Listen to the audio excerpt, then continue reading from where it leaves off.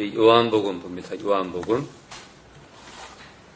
네, 예배를 참석 못해도 유튜브를 통해서 계속 들을 수 있기 때문에 사실은 지금은요 얼마든지 내가 성령을 의지해서 주님만 바라는 삶을 산다면 내가 혹 주중에 예배를 못 나오더라도 얼마든지 부여잡을 수 있어요. 중요한 건 내 마음이 다른 걸 바라보기 때문에 지금은 사실 먹어서는 안 되는 꼴도 많이 있지만 꼭 먹어야 될 꼴도 있어요. 유튜브에 많아요.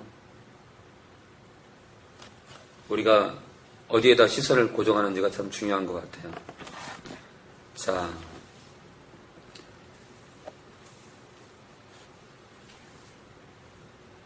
우리 요한복음 1장 32절 봅니다. 1장 32절 봅니다. 자, 그런데 성령이 비둘기처럼 내려오셨대요. 예수님 머리 위에. 표적이죠, 표적. 비둘기와 같은 모양이 아니에요. 비둘기처럼. 그러니까 뭐라 그럴까요? 굉장히 잔잔하고 평화스럽고 고요하고. 그러니까 어떤 기운이 보였는데, 환상으로요. 어떤 기운이 보였는데 비둘기가 날개짓 하는 것처럼 보인 거예요. 비둘기 모습이 아니라. 비둘기가 착지할 때 날개짓 하잖아요. 그런 기운을 느낀 거예요. 자, 33절 용태가 읽어줘요. 나도 그를 알지 못하였으나 나를 보내어 물로 세례를 주라 하신 그이가 나에게 말씀하시되 성령이 내려서 누구 위에든지 머무는 것을 보거든 그가 곧 성령으로 세례를 주는 이인 줄 알라 하셨기에. 네, 성령으로 세례 또는 침례를 주는 분이라는 거죠. 성령으로. 근데 우리가 있잖아요. 예수님께서 십자가에 죽으셔서 부활하신 다음에 제자들이 예수님 손을 만지려고 할 때 주님이 만지지 못하겠습니다. 아직 영광을 받지 않았대요. 그러고 나서 주님께서요 승천하시면서 또 다른 보혜사를 기다리고 했습니다. 성령을 기다리래요. 그러면 지금 성령으로 침례 또는 세례를 주는 것과 주님 승천하실 때 그 말씀과는 무슨 연관일까요? 그러니까 우리가 성령은 아버지께로부터 오십니다. 누가 요청하죠? 예수님. 예수님의 요청을 따라 아버지가 성령을 보내시고요. 우리 안에 그러면은 지금 성령으로 침례를 준다고 했잖아요. 그러니까 성령이 우리 안에 내주하는 사건은 누가 공급하는 거예요? 예수님이 공급합니다. 나왔잖아요. 예수님이 성령 침례를 주는 장본인이라 나왔잖아요. 예수님께서 우리가 거듭날 때, 우리가 십자가를 발견할 때 우리 안에 성령 하나님을 보내시는 장본인이에요. 성령으로 침례를 주는 분이니까. 그렇죠? 그 성령은 누가 보낸다고요? 아버지가. 자, 그래서 우리가 십자가를 목격할 때 성령께서 우리 안에 들어오시는 그 사건은 예수님의 주도권에 달렸다. 예수님께서 주권을 잡고 있는 거예요. 예수님께서. 당신께서 우리를 위해 죽으시고 성령을 우리 안에 보내시기를 항상 준비하고 계시는 거예요. 누군가가 주님을 만나기 직전이야. 십자가를 이제 만나고 있어. 그럴 때 주님께서 십자가를 목격했을 때, 십자가를 인정할 때, 그 은혜를 받아들일 때 우리 안에 당신께서 성령을 보내시는 거예요. 그렇기 때문에 예수의 영이에요. 그리스도의 영, 하나님의 영이죠. 자, 34절 용태가 계속이요. 내가 보고 그가 하나님의 아들이심을 증거하노라 하니라. 네, 그가 하나님의 아들이심을 증거했다. 35절. 또 이튿날 요한이 자기 제자 중 두 사람과 함께 섰다가 36절. 예수의 다니심을 보고 말하되 보라 하나님의 어린 양이로다. 자, 구약에요. 많은 사람들이 죄를 범하면 제사장에게 양을 끌고 갑니다. 양을. 이리 와. 너는 내가 도둑질 해가지고 너를 어쩔 수 없이 죽여야 돼. 따라와. 따라와. 조나단 어떡하나 어릴 때부터 정들었는데 그러고 근데 끌고 갑니다. 그러니까 사람이 죄를 범하면 구약에는 짐승이 대신 죽었어요. 근데요, 지금 하나님의 어린 양이래. 무슨 말이에요? 나팔수가 구약에 태어나서 만약 죄를 범했으면은 나팔수가 죄를 범했을 때 나팔수의 어린 양은 집에서 키우는 양이에요. 나팔수의 죄값을 치를 수 있는 양은 나팔수가 키우는 양이에요. 나팔수의 어린 양. 하나님의 어린 양은 무슨 뜻이에요? 하나님이 죄진 게 있나? 하나님이 죄진 게 있어야 뭐 양을 끌고 하지. 근데 지금 정확히요, 예수님이 하나님의 어린 양이 무슨 말이에요? 아버지께서 우리의 죄를 당신의 죄로 인정하는 거예요. 이해되시죠? 그러니까 십자가 사건은 구약으로 따지면 하나님께서 인류의 죄를 당신의 죄로 인정하시고요. 아들을 구약의 제사장에게로 끌고 가는 것처럼 친히 아들을 십자가에 박아요. 그러니까 예수님은 구약의 어린 양, 영적으로 구약의 한마디로 제물이에요, 제물. 근데 누구의 제물이에요? 아버지의 제물이에요.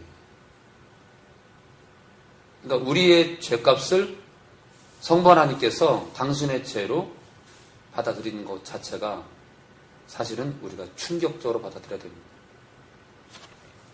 우리의 죄를 당신의 죄로 인정해요. 구약의 각 개인들은 자기가 죄를 지면 양을 끌고 가요. 그런데 하나님께서는 당신의 죄를 삼위일체 가운데 유일한 아들인 예수님을 어린 양으로 한마디로 제물로 내놓습니다.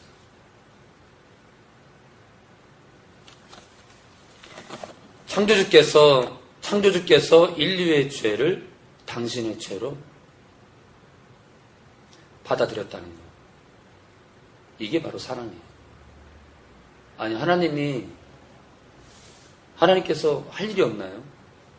그런데 인류의 죄를 당신의 죄로 인정했다는 것. 이건 정말 놀라운 사건입니다. 그리고 예수님은 아버지의 뜻을 따라서 기꺼이 그 잔을 받아든 거고요.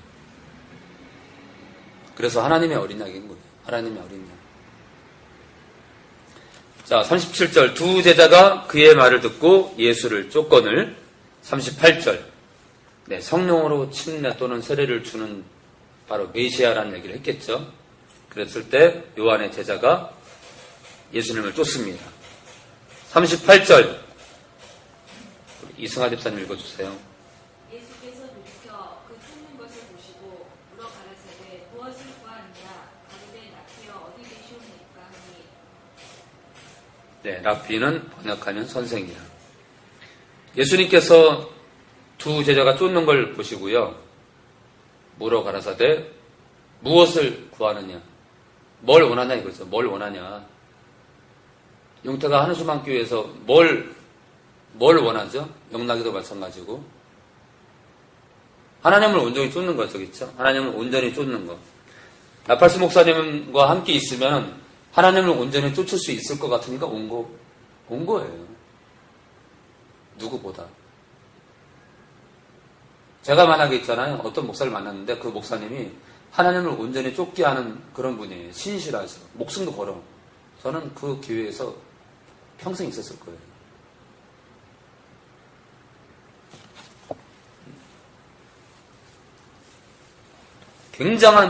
굉장히 오랜 시간 동안 그분과 함께 있었을 거예요. 왜요?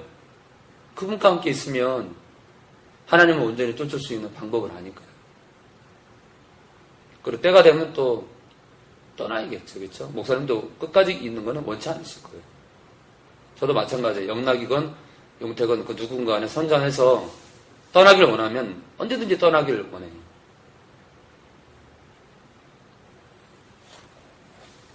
무엇을 구하느냐? 라삐여 어디 계시오니까? 네. 그러니까 지금 무리가 많았나 봐요. 무리가 많으니까 지금 예수님이 누군지 헷갈리는 거예요. 자, 39절 이승환 집사님 계속이요. 예수께서 가라사대 와 보라. 그러므로 저희가 가서 계신 데를 보고 그날 함께 거하니 때가 제 10시쯤 되었더라. 네, 와 보라. 그래서 계신 데를 보고 그날 함께 거하니 때가 제 10시쯤 되었더라. 네, 새벽 6시부터가 시작이니까요. 그때부터 해질 때까지 6시까지를 12등분을 해가지고요. 1시부터 12시로 그렇게 구분을 했으니까 4시니까 지금 제 10시니까 4시입니다. 4시. 10시면 4시예요. 4시. 오후 4시예요. 자, 40절. 요한의 말을 듣고 예수를 쫓는 두 사람 중에 하나는 시몬 베드로의 형제 안드레라. 시몬 베드로의 형제 안드레라. 그러니까 이 베드로와 이 안드레는 형제예요. 형제. 41절. 그가 먼저 자기의 형제 시몬을 찾아 말하되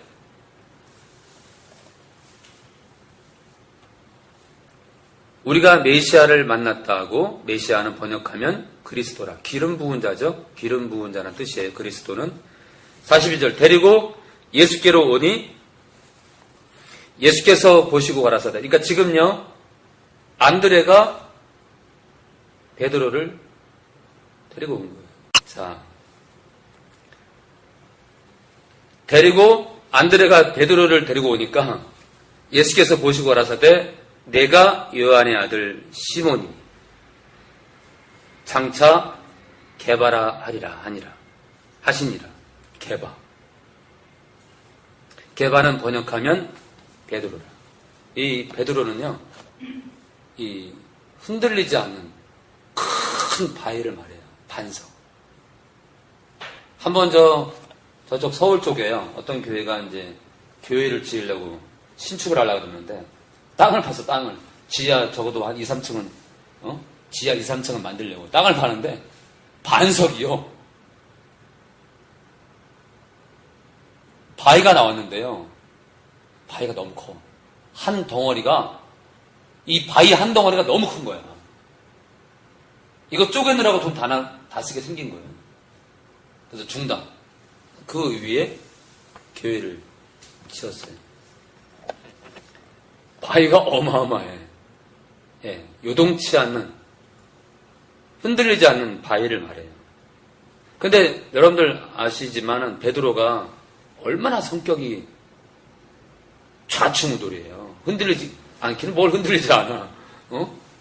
누구보다 많이 흔들리잖아요, 베드로가. 얼마나 흔들려요. 주님도 부인하고.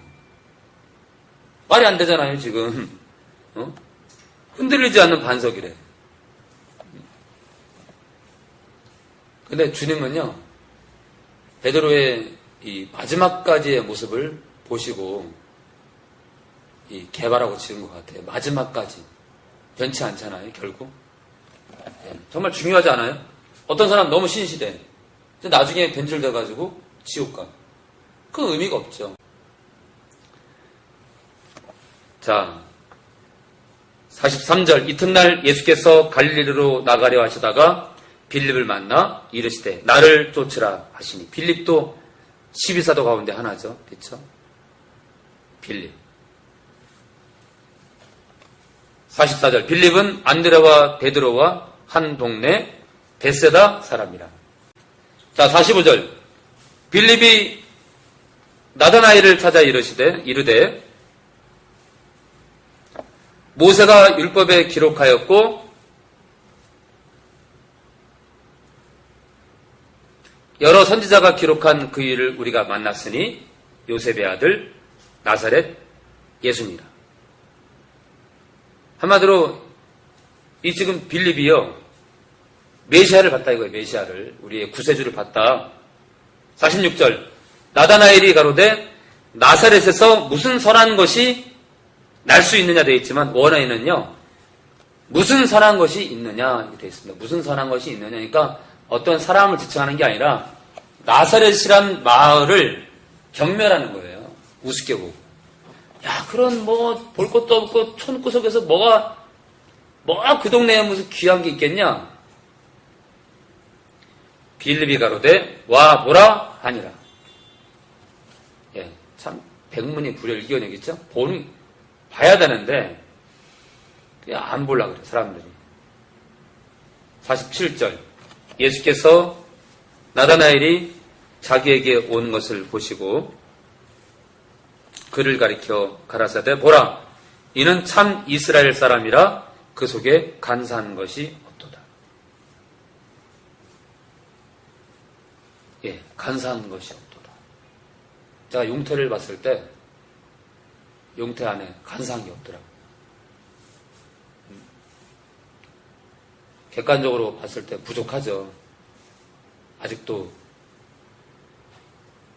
해결하지 못한 그런 문제도 있고. 그렇지만 용태 안에 간사한 게 없다는 걸 저는 봤어요. 48절 나다나엘이 가로되 어떻게 나를 아시나이까? 예수께서 대답하여 가라사대 빌립이 너를 부르기 전에 내가 무화과나무 아래에 있을 때에 보았노라. 그런데 이 무화과나무 아래에 있을 때 보았다는 이 기록이요 6개월에서 8개월 전 일이에요. 성경에는 그렇게 많은 주석가들이 그렇게 남기고 있습니다. 6개월에서 8개월 전 일인데 예수님이 그 얘기를 하니까 이 나다나엘이 깜짝 놀라는 거예요. 아니 이 사람이 49절 나다나엘이 대답하되 랍비여 선생님이여 당신은 하나님의 아들이시요 당신은 이스라엘의 임금이로소이다.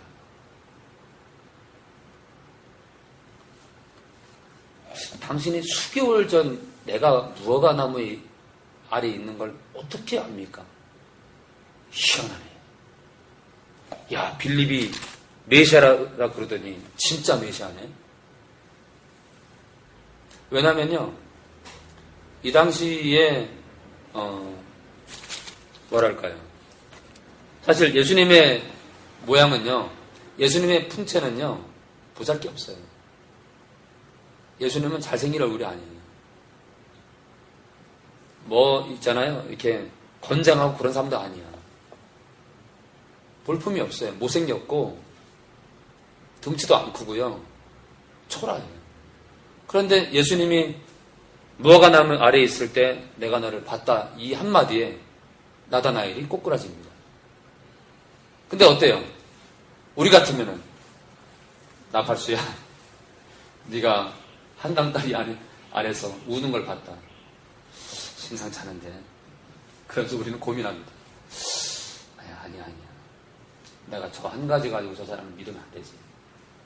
많은 사람들은요 교회 안에서 막 귀신이 드러나. 아니야. 뭐 얼마든지 할 수 있지. 뭐 무당들도 할 수 있고. 아니야. 이 교회라는 단체가 뭐 진리를 갖고 있는 난 그렇게 보지 않아. 많은 사람들이 그래. 교회 나오면요 이렇게 표적 한두 가지를 보고 자기 생각으로 있잖아요. 자기 철학으로 자기가 자라면서 배운 그 지식으로 교회를 따집니다. 예수님을 판단합니다. 아까 인터넷에 제가 빛의 속도를 이렇게 검색해 보니까 빛의 속도가 1초예요. 너무 빠르니까 1시간도 아니야. 1초에 30만 킬로미터를 간대요. 와. 빛의 속도가요. 1초에, 그러니까 후레쉬를 딱 비치면은요, 비추는 순간 30만 킬로미터를 간대요. 정확히는요, 29만 9,900 쫙 나가요. 299999.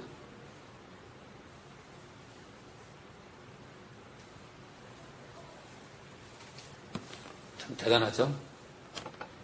그 빛조차도 주님이 만들었죠, 주님. 1초에 30만 킬로미터. 와. 주님이 오실 때 어떻다고 기록이 되어 있죠? 이 번개가 동편에서 번쩍거리는 데 있잖아요. 어때요? 번개가 번쩍거리는 게 번쩍하자마자 서쪽에서 그냥 왜요? 30만 킬로미터니까. 용태 이해되죠? 저쪽에서 번쩍했거든? 뉴스를 딱 보니까 30만 킬로미터 떨어진 그 마을에서 예를 들어 안성시에서 번개가 번쩍했대. 뉴스에. 번개가 번쩍해가지고 안성에서 제일 높은 빌딩이 무너졌대. 근데 시간이 오후 6시 8분 14초래. 그런데 내가 하다가 시간을 본 적이 있었는데 그 시간은 똑같은 시간인데 딱 1초 지난 시간이 1초 지난 시간인데 안성에서 번쩍거린 게 천안까지 천안 창문이 번쩍한 게 있었고 이게 뭔가 했는데 안성에서 번개 친 게 1초 뒤에 천안의 그 빛이 벌써 날라온 거예요. 대단하죠? 빛의 속도 대단합니다. 하나님은 참 여러분들 세상에서 제일 빠른 게 빛이에요. 빛. 근데 뭐라 그래요? 하나님은 빛이에요. 1초에 30만 킬로미터 달려가요. 그러니까 빛의 속도가 제일 빠르니까 뭐예요? 하나님을 따라갈 수 없다는 저는 빛의 그 속도를 보면서 야, 하나님의 전능함은 따라갈 수 없구나 아무도. 그래서 그 빛이 제일 빠르구나. 당신이 빛이기 때문에 아무도 따라올 수 없는 속도로 그렇게 빛을 창조했구나. 기도하겠습니다. 주님 감사합니다.